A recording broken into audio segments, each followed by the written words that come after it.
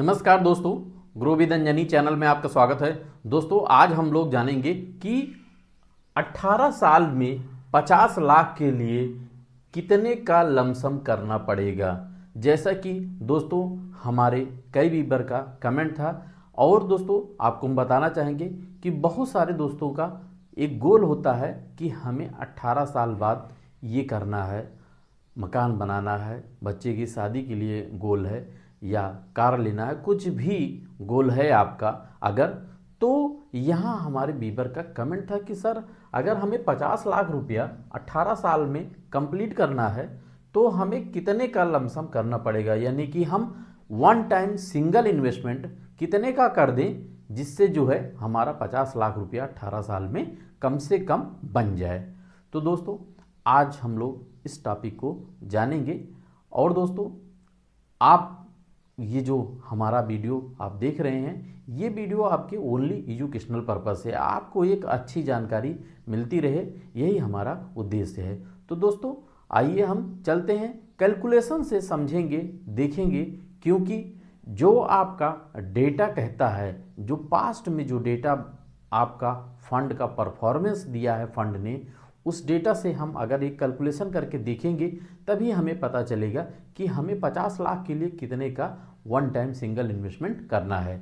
अब दोस्तों आप ये जानिए कि सिंगल इन्वेस्टमेंट लमसम करते समय आपको बहुत सी सावधानियां और किस तरीके से अपने पैसे को इन्वेस्टमेंट करना है, मार्केट को देख करके, फंड को देख करके, फंड का परफॉर्मेंस चेक करके और पूरा अध्ययन करके अच्छे से, तभी आपको सिंगल इन्वेस्टमेंट करना है।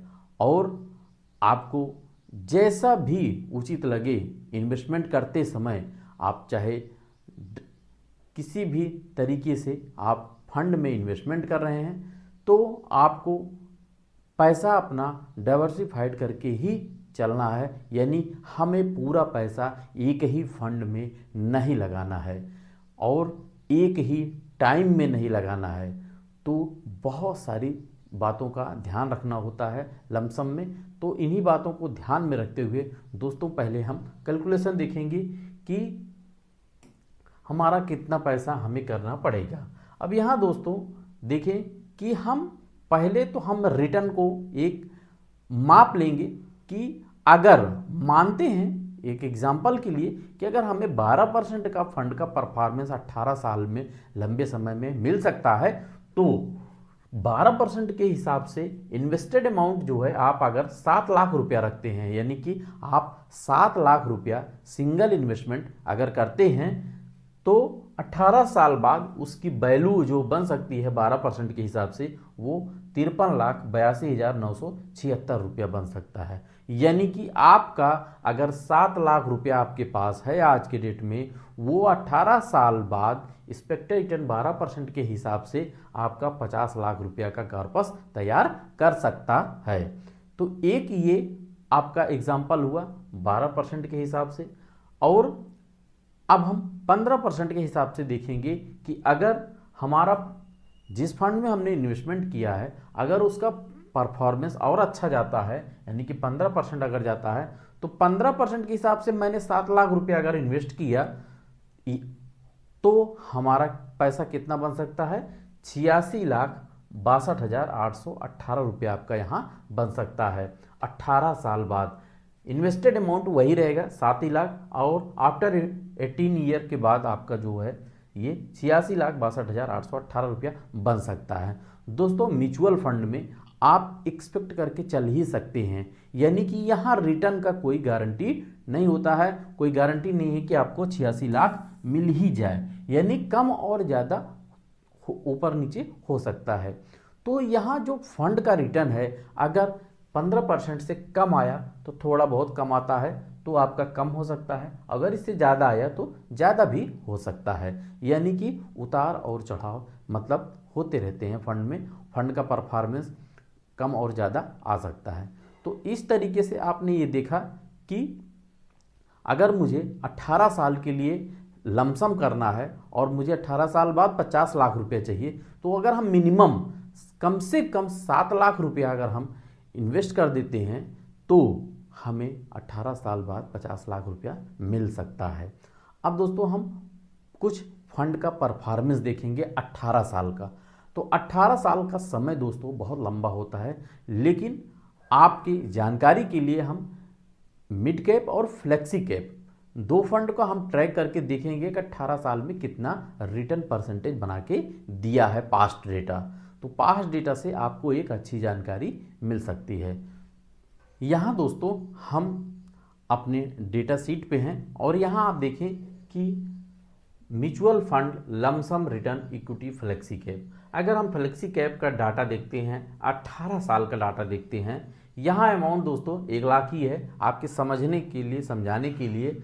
तो यहाँ आप रिटर्न चेक करेंगे कि 18 साल में फ्लेक्सी कैप फंड ने कितना रिटर्न दिया है। तो यहाँ देखिए दोस्तों, जो फंड है, पहला फंड है आपका HDFC फ्लेक्सी कैप, दूसरा आपका Bandhan flexi cap, Franklin India flexi cap, Canara Robeco flexi cap. बहुत से हमारे दोस्तों का HDFC बैंक में अकाउंट है और आपका कैनरा बैंक में भी अकाउंट है। तो बहुत सारे दोस्तों का फ्लेक्सी कैप यहाँ पे पुराना चल रहा है। तो यहाँ देखें, रिटर्न देखें कि 18 साल में कितना रिटर्न लमसम पे दिया है। तो यहाँ देखिए दोस्तों, जो पहला फंड था आपका HDFC फ्लेक्सी कैप, यहाँ HDFC फ्लेक्सी कैप 14% से ऊपर का रिटर्न दिया है। यानी कि आप जो एक्सपेक्ट करके चलते हैं 12% और 15%, तो यहाँ आप देख लें कि कितना आपको रिटर्न मिल रहा है। यहाँ 14% हो गया। फ्रैंकलिन फ्लेक्सी कैप जो है आपका, वो 13% का रिटर्न दिया है। बंधन आपका 13% दिया है और जो आपका कैनरा रिब्यूको है वो 12% से ऊपर का रिटर्न फ्लेक्सी कैप ने दिया है। तो दोस्तों ये तो रहा आपका फ्लेक्सी कैप का। अब हम देखते हैं मिड कैप का कि 18 साल में, क्योंकि दोस्तों हमने आपको बहुत बार बताया है कि आपको पास अगर लंबा समय है, 18, 10 साल, 5 साल, 7 साल से ऊपर का समय है, तो आपको मिड कैप और स्मॉल कैप में ही जाना चाहिए, क्योंकि आपको लंबे समय में ज़्यादा रिटर्न वहीं पे देखने को मिल सकता है। तो यहाँ आप जो है 18 साल के लिए अगर मिड कैप का हम चेक करेंगे तो यहाँ मिड कैप का देखें कितना रिजल्ट आता है। दोस्तों हम देखेंगे mutual fund lump sum return equity mid cap. Mid cap का देखेंगे और 18 साल का देखेंगे कि कितना रिटर्न फंड ने दिया है। तो पहला जो फंड निकल के आ रहा देखें आपका HDFC मिड कैप फंड, दूसरा आपका Invesco India mid cap fund, Edelweiss mid cap fund, Sundaram mid cap, HSBC mid cap. यहाँ दोस्तों जो 18 साल पुराने फंड हैं, जिनका एज हो गया 18 साल, वही फंड यहाँ शो करेंगे। नए फंड नहीं शो करते हैं क्योंकि उनका 18, जिन्होंने अपना 18 साल कंप्लीट किया वही फंड शो कर रहे हैं। तो यहाँ पहला फंड देखें HDFC मिड कैप फंड, दूसरा इन्वेस्को इंडिया मिड कैप। तो यहाँ आप देखें कि मिड कैप में रिजल्ट देखें तो 18% से ऊपर का HDFC मिड कैप ने दिया है 18 साल में, और इन्वेस्को मिड कैप 16% से ऊपर का रिटर्न दिया है।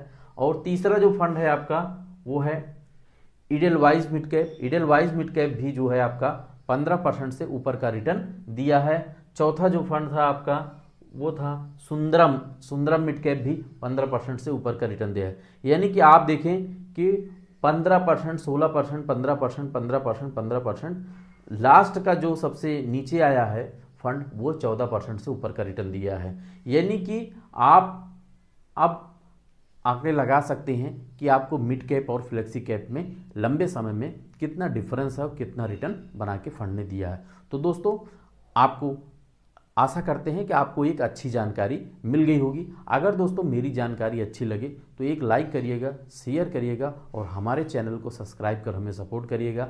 आपका दोस्तों म्यूचुअल फंड से संबंधित कोई भी क्वेश्चन है तो आप कमेंट जरूर करिएगा। थैंक यू सो मच दोस्तों। जय हिंद, जय भारत।